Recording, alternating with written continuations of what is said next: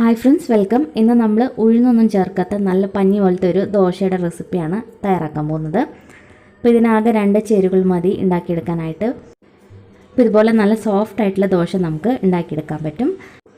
അപ്പോൾ നമുക്ക് ഇഡ്ലി റൈസാണ് വേണ്ടത്. അപ്പോൾ 2 കപ്പ് ഇഡ്ലി റൈസാണ് എടുക്കുന്നത്. ഇഡ്ലി റൈസിൽ ഉണ്ടാക്കുമ്പോൾ നല്ലൊരു ടെക്സ്ചർ കിട്ടും.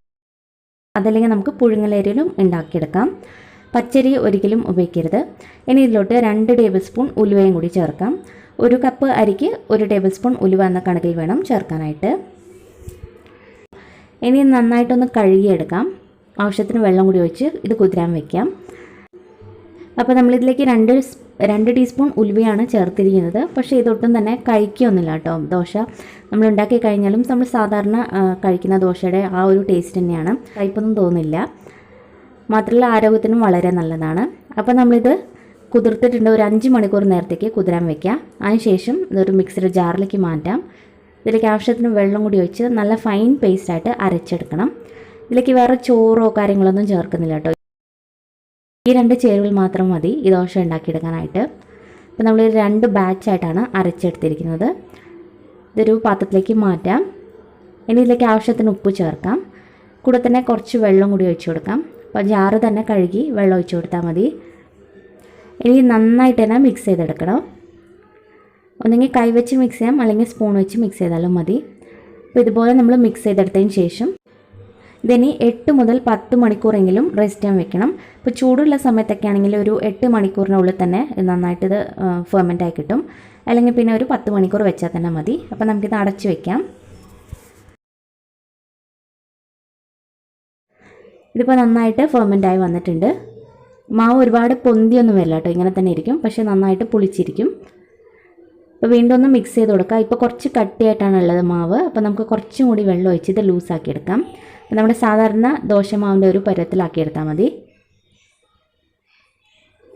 അപ്പോൾ നമ്മളിത് വെള്ളം കൂടി ഒഴിച്ച് ഇതുപോലെ ആക്കിയെടുത്തിട്ടുണ്ട്.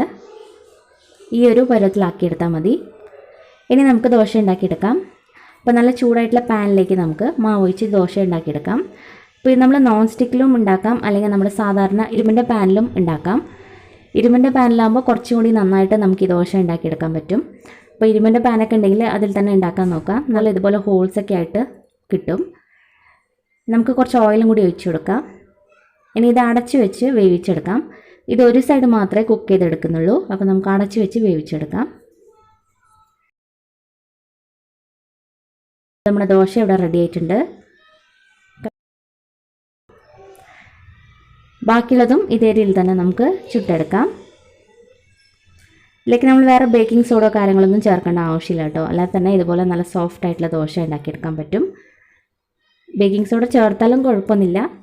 ഇനി നമുക്ക് ചട്നി ഉണ്ടാക്കിയെടുക്കാം. വളരെ സിമ്പിളായിട്ടുള്ളൊരു ചട്നിയാണ്. അതിന് വേണ്ടിയിട്ട് ഒരു മിക്സിയുടെ ജാറിലേക്ക് 6 അല്ലി വെളുത്തുള്ളി എടുത്തിട്ടുണ്ട്. വെളുത്തുള്ളി ചെറുതായി കൊണ്ടാണ് 6 എണ്ണം എടുത്തത്. വലുതാണെങ്കിൽ ഒരു 3 എണ്ണം എടുത്താൽ മതി. പിന്നെ ഒരു വലിയ സവാള സ്ലൈസ് ചെയ്തതാണ്, അതും കൂടി ചേർക്കാം. ഇതിന് കൂടെ ഒരു ചെറിയ കഷ്ണം പുളി ചേർക്കാം.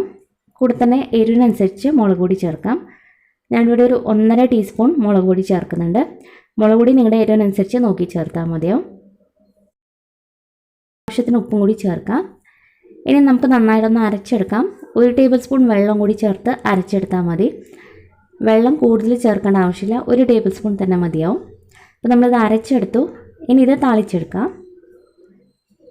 അപ്പോൾ അതിനായിട്ടൊരു ചീനച്ചട്ടിയിലേക്ക് 1 ടേബിൾ സ്പൂൺ വെളിച്ചെണ്ണ ഒഴിച്ചിട്ടുണ്ട്. ഇതിലേക്ക് ആവശ്യത്തിന് കടുകും കറിവേപ്പിലയും ചേർക്കാം. നമ്മൾ അരച്ച് വെച്ചിരിക്കുന്ന ചട്നിയും കൂടി ഇതിലേക്ക് ഒഴിച്ചു കൊടുക്കുക. ഇനി നന്നായിട്ടൊന്ന് മിക്സ് ചെയ്തെടുക്കണം. ഈ ചട്നി നന്നായിട്ട് വെന്ത് എണ്ണ തെളിഞ്ഞ് വരണം. ആ ഒരു പരുവാവുന്നത് വരെ മിക്സ് ചെയ്ത് കൊടുത്തുകൊണ്ടിരിക്കുക.